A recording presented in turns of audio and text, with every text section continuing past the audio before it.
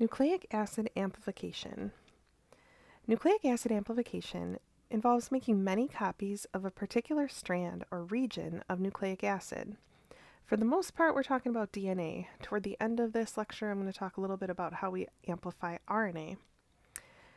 So why do we want to make copies of DNA? Well, we can't see nucleic acids. We can't see it. So how do we detect whether or not certain regions of DNA are present in a sample? If we're looking for particular sequences, because we know those sequences are associated with a disease, or those sequences are associated with a certain pathogen, we need to have a way to detect those certain sequences. Now, whole genome sequencing, just sequencing everything, isn't feasible. The amount of data processing that would be necessary for all that would be insane.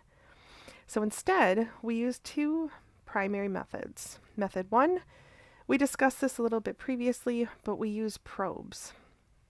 Probes are short strands of DNA that will stick to particular regions of DNA. And we talked about probes when we talked about like the southern blot. The major issue with probes, though, is that probes are difficult to create. Probes, in order to be specific, have to be pretty long. So the shorter the probe, the less specific. The longer the probe, the more specific.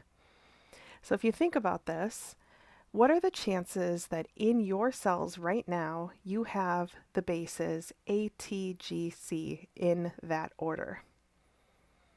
Well, considering the billions of bases that you have in your cells, it's highly likely that you're going to have a lot of those present in your cells.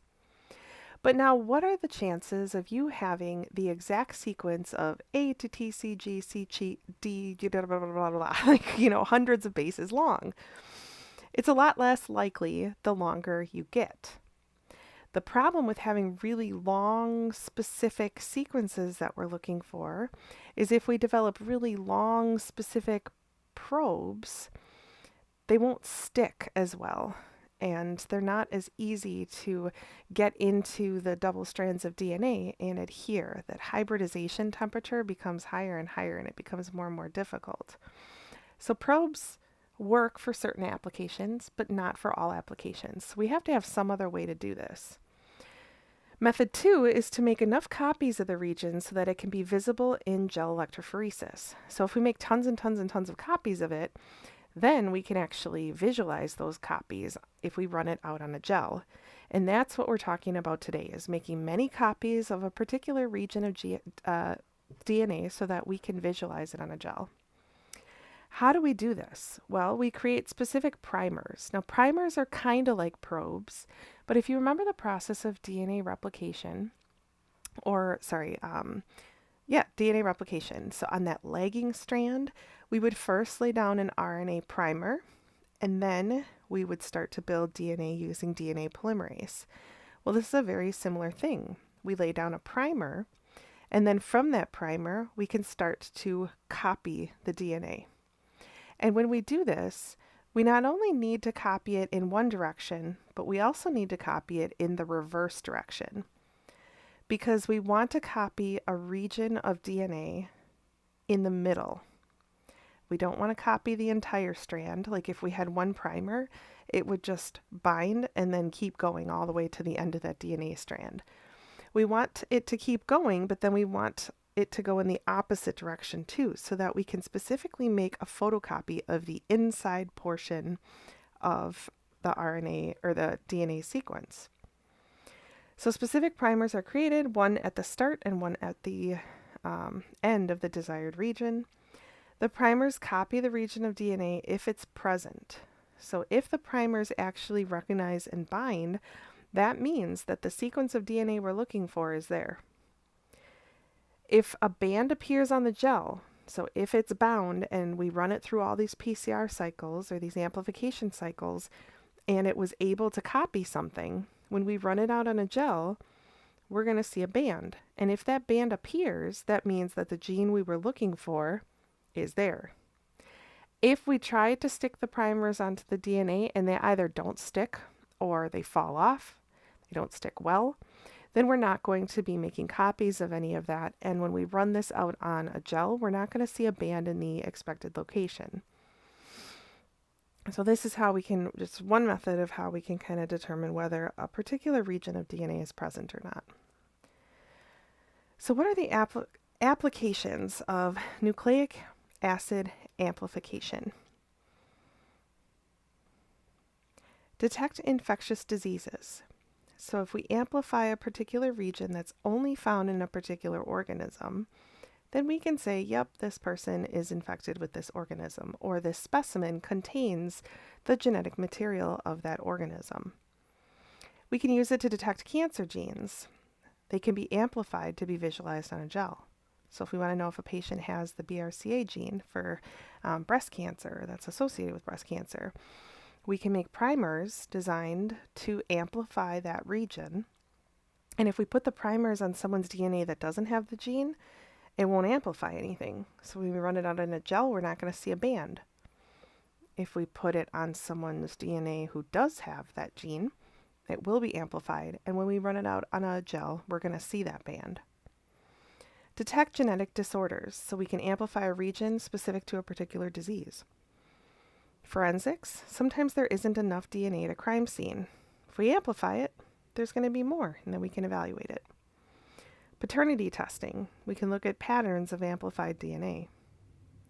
Viral detection, because viruses are super tiny, it's really difficult to grow them. So if we want to determine if a particular virus is there, we're going to look at the genetic material for those and try to amplify it. And there's so many more applications. So PCR, polymerase chain reaction. It's a primer-directed in vitro enzymatic reaction for the production of a specific DNA fragment. Primer-directed means that there's primers involved. In vitro means it happens outside the body, outside of a living organism. In other words, like in a test tube or in a microcentrifuge tube. Enzymatic reaction, enzymes are involved. Polymerases help make DNA. For the production of a specific DNA fragment. So if we look at this template DNA, now normally this template DNA would be double-stranded. So if we put these strands back together, we can kind of see the template DNA, but these two strands would be together. Now what we do during PCR is we separate the strands using a high temperature. Then we attach primers. So the primers are going to be in this mix inside of a tube. So when we put the tube through the different temperatures, the different processes are allowed to happen. So once we have the strands of DNA separated, we are going to add the forward primer and a reverse primer. Now the forward primer is going to copy DNA in this direction. The reverse primer is going to allow for the copying of DNA in this direction. So after one turn, we have one copy of the target region, or two copies of the target region, and you can see that down here. Then we're going to separate those strands again, and now we're going to rebind, and we're going to copy the next strand. And through every strand of every cycle of amplification, we're going to continuously keep copying the inside until we get many, many, many copies of the inside strands. Now this is much easier to visualize in an actual animation, so I'm going to be providing a bunch of animations alongside of this video. I'm just going to talk through the two-dimensional pictures, and then definitely take a look at those supplemental animations because those will help you visualize what's actually happening here.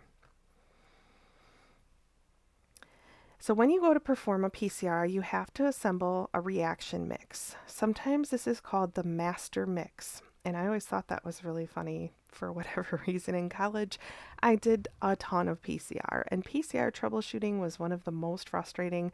I'm pretty sure it is still pretty frustrating for people who do this because there's so many variables that you can alter and so many things can go wrong with PCR. It's very particular.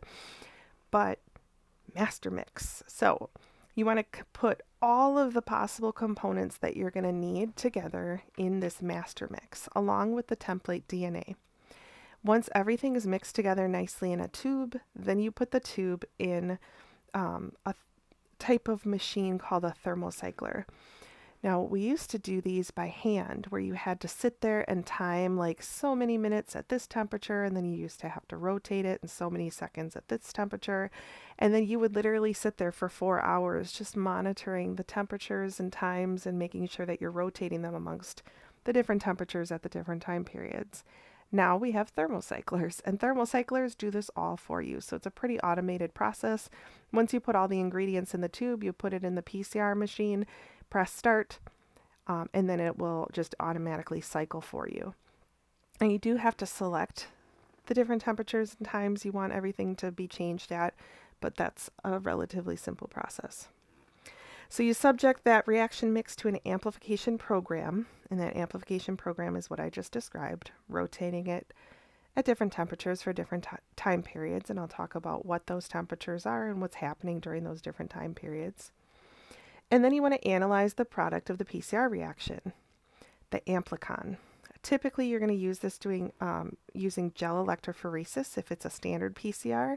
Otherwise, later on in this lecture, we will talk about like real-time PCR, which is also known as quantitative PCR, and those can be evaluated using fluorescence detection and molecular beacons and all sorts of kind of stuff. So we'll get into that a little bit later. A standard PCR reaction mix contains all of these substances. Primers, so it says each primer because there's a forward primer and a reverse primer. DNTPs, potassium chloride, tris, which is a buffer, magnesium chloride, polymerase, the template DNA, and you typically want to mix this to 50 microliters of volume.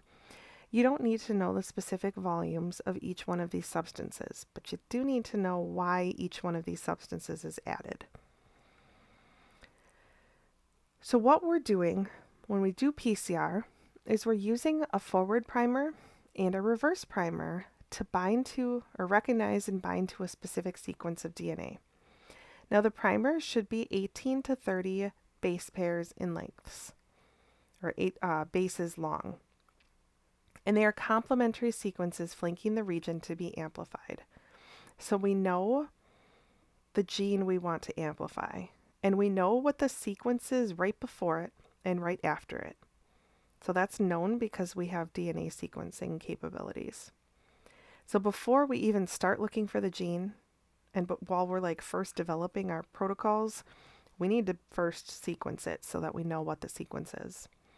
Once we know what the sequence is, we're going to find a region before the gene of interest and after the gene of interest, and then we're going to develop primers. The forward primer will be complementary to a region that's before the gene.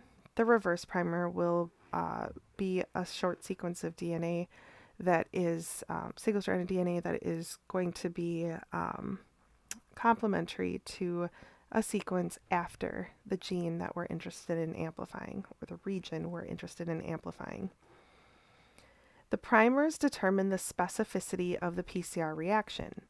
So the longer the primers, the more specific they're going to be to recognizing a particular gene. The shorter the primers, the less specific. But because we're using both forward and reverse primers, it's two different types of primers, it kind of increases the specificity of the reaction, as opposed to if we just used one primer. The distance between the primer binding sites will also determine the size of the PCR product. So if we want to amplify a region of DNA that's about 100 base pairs, that's a reasonable chunk that can be detected on a gel. If we want to recognize something that's like 5 billion base pairs, that's going to be a pretty large chunk. It's going to take a really long time, and the length of the fragment that we want to amplify or make copies of will help us to determine the cycle. Now, it's not recommended to copy super long strands of DNA using PCR. There's other methods that we can use if we do need to make copies of DNA in that way. So going through each one of these reaction mix components in order. So we talked about the primers. Now we're going to talk about the deoxynucleotide triphosphates, abbreviated DNTPs. There's DADP, TTP, GTP, and CTP. These are our bases. When making copies of the DNA, bases are needed because we're going to be copying the DNA in a closed system inside of a test tube. We can't make copies of DNA inside of a test tube unless we add the components of DNA to the test tube. Now, making bases triphosphates instead of just straight up bases allows them to be used in PCR or DNA replication because you have those phosphates that aid in the transfer. Potassium chloride does a bunch of things for the reaction. It enhances primer annealing by stabilizing hydrogen bonding. It maintains ionic strength, so it provides the optimal salt concentration for DNA polymerase to function. It increases DNA polymerase efficiency. It supports the enzymatic activity of the Taq polymerase and other DNA polymerases, and reduces nonspecific amplification. The proper salt concentration can minimize mispriming, or the primers sticking in a spot that they shouldn't be sticking in, and unwanted secondary structures. Other components, the magnesium chloride. Magnesium chloride serves as a cofactor for DNA polymerase. Taq polymerase. So DNA polymerase is great, and in our cells, we use DNA polymerase to make DNA. But if we were to take our DNA polymerase out of our cells and try to use it in the reaction, it would become denatured. It would unfold and no longer be functional. Because in order to separate the strands of DNA to allow the primers to stick, we have to crank this up to a really high temperature. And at the high temperature, it completely destroys our own DNA polymerase. So instead, we use Taq polymerase. And Taq polymerase comes from a type of microorganism that lives in really hot temperatures. So it's thermostable. It can survive really hot temperatures or tolerate really hot temperatures. That polymerase is needed in order to add nucleotides while copying the DNA. Reaction buffers, such as TRIFs, stabilizes the pH of the reaction. And template DNA, that's the strand of DNA which contains the region to be amplified. Amplification takes place as the reaction mix is subject to an amplification program. The amplification program consists of a series of 20 to 50 PCR cycles. There's 3 main steps to the PCR cycle. Step 1, denaturation. Denaturation happens between 90 and 96 degrees. I usually do 95 degrees for mine for about 20 seconds. During denaturation, double-stranded DNA is separated. So if we go back here to this picture real quick, you've got double-stranded DNA. The goal is to separate it, stick primers to it, so that we can copy this central region of the DNA and make many copies of this gene of interest that we're looking for. So step 1, separate the strands. That's what happens during the denaturation. The 2 strands of DNA are separated. Annealing occurs between 40 and 68 degrees, and that typically around 20 seconds. During annealing, the primers are going to bind to the opposite strands of DNA. Then we have extension. Extension happens 70 to 75 degrees for 30 seconds. During extension, the polymerase, Taq polymerase, is going to copy the strands of DNA, making those DNA copies. And then it's just going to repeat. So the primers are going to fall off, the strands of DNA are going to come back together, and then we repeat the cycle back to 90 to 96 degrees where we have denaturation. And we go denaturation, annealing, make your copy, extension. Denaturation, annealing, extension. Denaturation, annealing, extension. And we do this 30 to 60 times, you typically around like 50 times or 40 times, and then you've got many, many, many copies of that central region that we're interested in. The only way you are going to have those copies is if it's actually present. If we design the primers correctly, and the primers are able to recognize and bind to the specific sequence we're looking for. If that sequence isn't there, then nothing's going to be copied. So we have denaturation.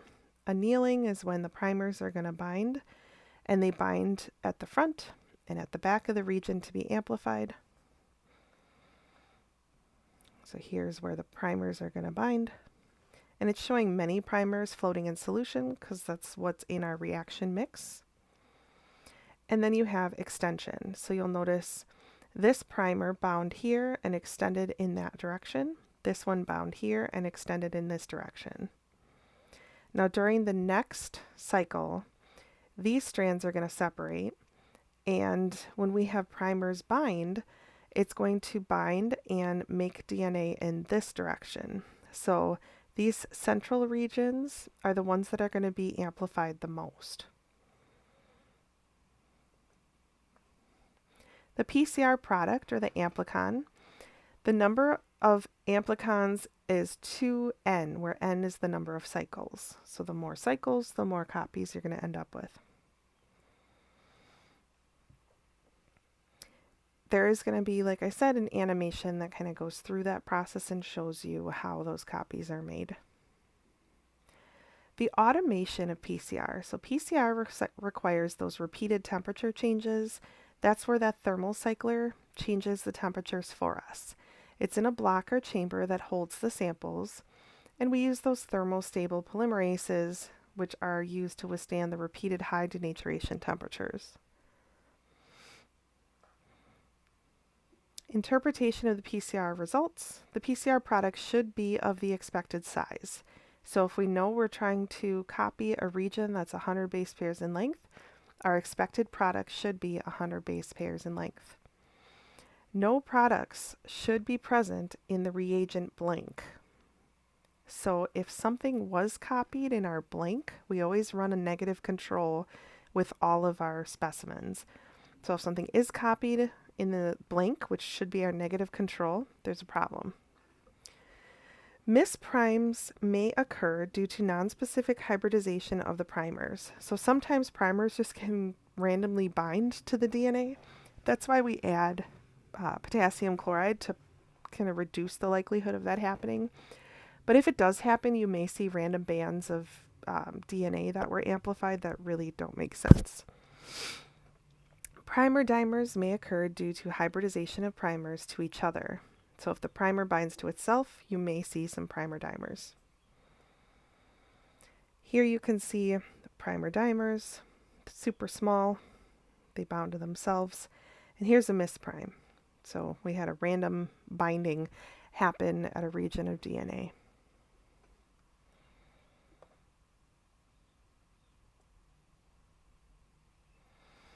And this just diagrams misprimes and primer dimers. Primer dimers can be avoided with proper primer design. So use proper annealing temperature, design primers carefully, adjust monovalent cation concentration, cation concentration, use a hot start method. So prepare reaction mixes on ice, place in the preheated cycler, or use a sequestered enzyme that requires an initial heat activation. So that way primers aren't randomly sticking to DNA when we're not intending them to do that. Or they're not sticking to each other. Primer design. Avoid interstrand homologies. So we don't want complementary primers to one another. And also avoid intrastrand homologies. So interstrand between strands, intra within strands. T subscript M of the forward primer, T subscript M of the reverse primer. GC content of 20 to 80%. Avoid longer than GGGG. Product size 100 to 700 base pairs. Target specificity. The longer the primers, the more specific. However, at a certain point, they won't bind anymore. So we have to know that exact correct number of primers. Product cleaning gel elution removes all reaction components as well as misprimes and primer dimers. You run it out on a gel and then you can actually cut it and purify it from the gel, and then all the background components are gone. Solid phase isolation of PCR product, examples spin columns. and DNA precipitation is also an option. Contamination control. Any molecule of DNA containing the intended target sequence is a potential source of contamination. The most dangerous contaminant is PCR product from a previous reaction. Laboratories are designed to prevent exposure of pre-PCR reagents and materials to post-PCR contaminants. Physical separation, airlocks, positive airflow, PCR hoods with UV, DUTP and uracil N-glycosylase added to the PCR reaction. UV depends on the UV wavelength and the distance to surface. 10% bleach, most effective for surface decontamination. So we do have a PCR hood in the classroom, and sometimes these are also referred to as PCR clean spots. Basically, the only thing that goes in there is PCR related items, and we clean everything when it goes in there, and if it comes out, we don't bring it back in without cleaning it again, and there's a UV light in there to make sure that it's completely decontaminated. PCR modifications. So tailed primers have a tail on them. This tail does not stick to the DNA itself, and it aids in the separation of the amplified regions. Nested PCR. So nested PCR means that we look for a mini product inside of the big product. And both products have to be present in order for us to definitively say, yes, the patient has this disease. So we amplify a large region of DNA, and then we are also amplifying a smaller region within that larger region, and the products are of different sizes. So when we run these out on a gel, we're going to have the larger product that has been amplified and the smaller product that has been amplified. Multiplexed PCR. These are gaining a lot of popularity. Basically, you're going to use multiple sets of primers, very similar to what you would do with this one. This one, you would have a set of primers for the bigger piece and a set of primers for the smaller piece.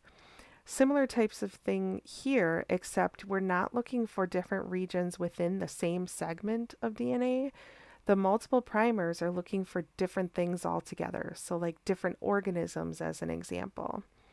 Each set of primers have a different target, and they're being developed to avoid the need to isolate DNA from samples and diagnose multiple types of pathogens from a single source. So if we have a multiplexed respiratory panel, for example, we would get a swab from a respiratory culture, or a swab from a respiratory source in a patient, and then the respiratory multiplexed panel would contain primers that would recognize the genetic material for key respiratory pathogens. So we could do like influenza, COVID, strep, a whole bunch of different organisms all in one. And when we do the PCR and we amplify the region, each one of those PCR products is going to be a different size. So if we see no amplified bands when we run out the gel, that means that they're not present. None of those respiratory pathogens that we were testing for are present. If we see a 100 base pair band, for example, it would be associated with X disease. If we see a 200 base pair band, as an example, it would be associated with Y disease and so forth. So we design different sets of primers on panels from specimens of common sources where we know, like, these are all the respiratory pathogens. Let's design multiple sets of primers and run a multiplexed PCR. So obviously the benefit is we don't have to isolate out different species. We don't even have to culture anymore. We can detect both bacterial and respiratory pathogens all in one panel. The only problem is the efficacy. So sometimes there's false negatives, false positives that happen. So these are being developed and they are going to be the way of the future. But as of right now, the technology isn't quite there for most pathogens. Now we do have a panel that's useful in blood cultures. It detects the majority of the major blood pathogens. We also have one for certain types of parasitic infections from fecal specimens.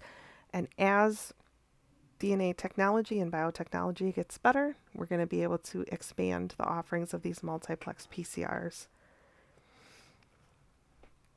Reverse transcription, or RT-PCR, converts RNA to complementary DNA, also known as cDNA, before running PCR. And then the PCR is going to amplify that cDNA. This is useful in the study of gene expression and RNA viruses. Automated PCR and detection. So PCR with colorimetric detection of the product. Samples are amplified and products are detected automatically after the PCR reaction.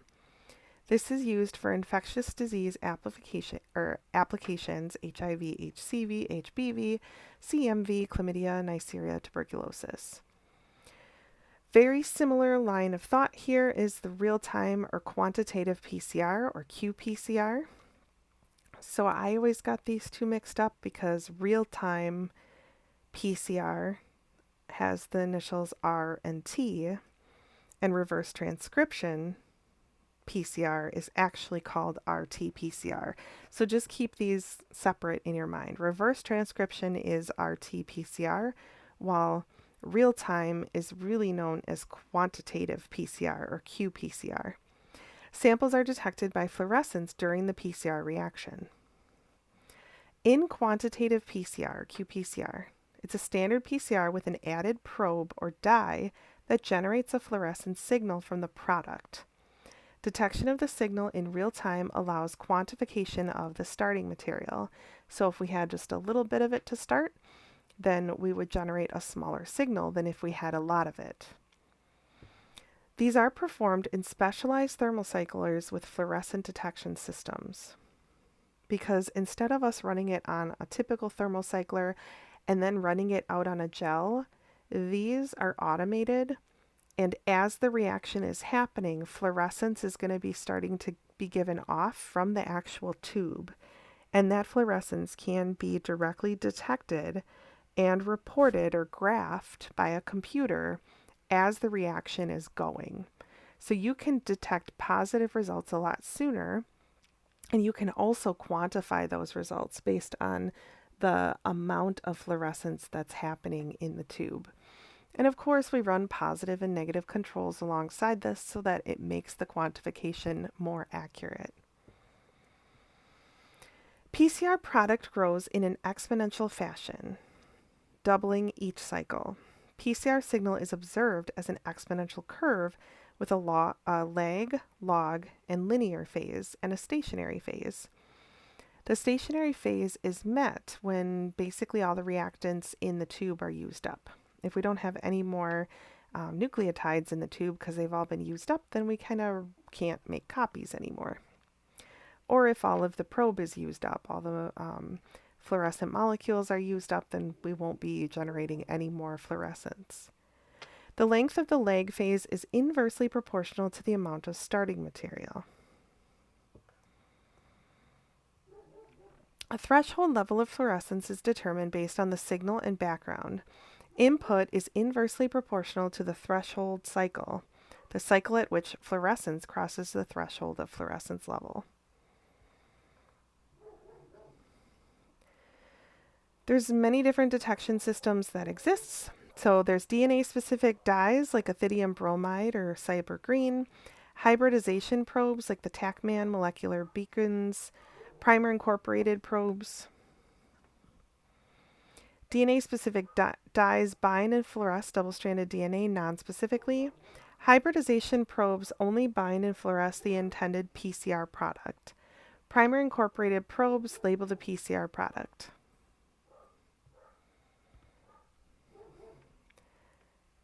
Those detection instruments, as I mentioned previously, thermocyclers have fluorescent detection and specialized software. PCR reaction takes place in optically clear plates, tubes, or capillaries. So a little bit more about the cyber green.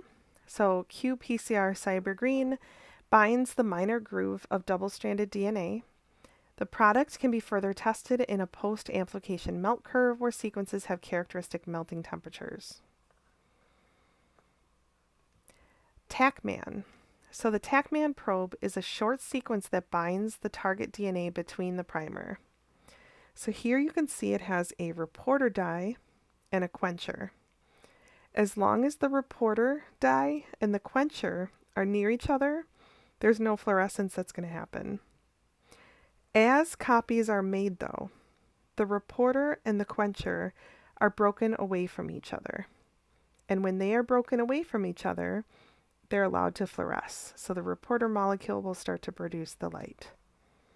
Each step, you're going to get more of the copies made and more of that breaking of those molecules apart from each other. Molecular beacons. There's a hairpin structure where the reporter molecule and the quencher are right next to each other. The reporter molecule cannot fluoresce because the quencher is right next to it, and it's in this hairpin structure. When primer binding happens during that annealing step, this is actually also going to bind. And as it binds, it spreads far enough apart where the reporter molecule is moved away from the quencher and it's allowed to fluoresce. If the sequence is present, it's going to bind, and that's going to cause the fluorescence. If the sequence is not present, it's not going to bind. And then you have the copying of those sequences. Scorpion probes are kind of similar, except the scorpion probe is the primer. So you have the primer, which is directly connected to this molecular beacon-like structure. So it's only one step and it happens a lot faster.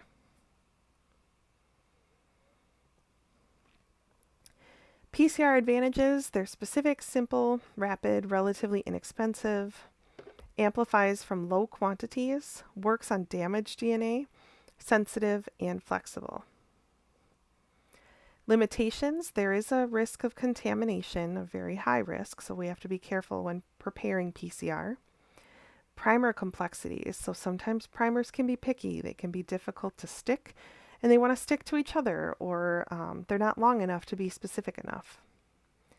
Primer binding site complexities, so sometimes the binding site that we need is pretty long, so we have to design pretty long primers to bind to those pretty long sites. Amplifies rare species, or detection methods can sometimes be the limiting factor. Other examples of amplification methods: ligase chain reaction, branched DNA, hybrid capture, transcription-mediated amplification, and LAMP.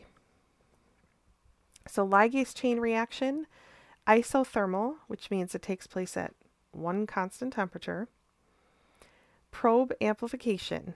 Probes bind immediately adjacent to one another on the template. The bound probes are ligated and become templates for the binding of more probes. So if the sequence is present, then you have more and more and more probe bound. This is useful in the detection of chlamydia, Neisseria, and the sickle cell mutation. So this is a diagram of ligase chain reaction.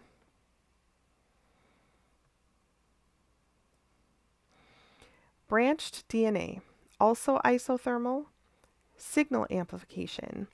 A series of hybridizations attaches multiple signals to each target molecule.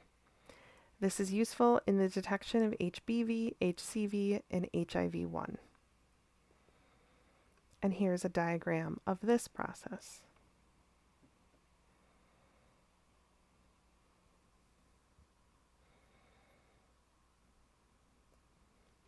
Hybrid capture, again isothermal. Signal amplification, immobilized DNA probes bind to RNA targets. The RNA-DNA hybrids are then bound by labeled monoclonal antibodies, useful in the detection of HPV, HBV, and CMV. And here's a diagram of hybrid capture.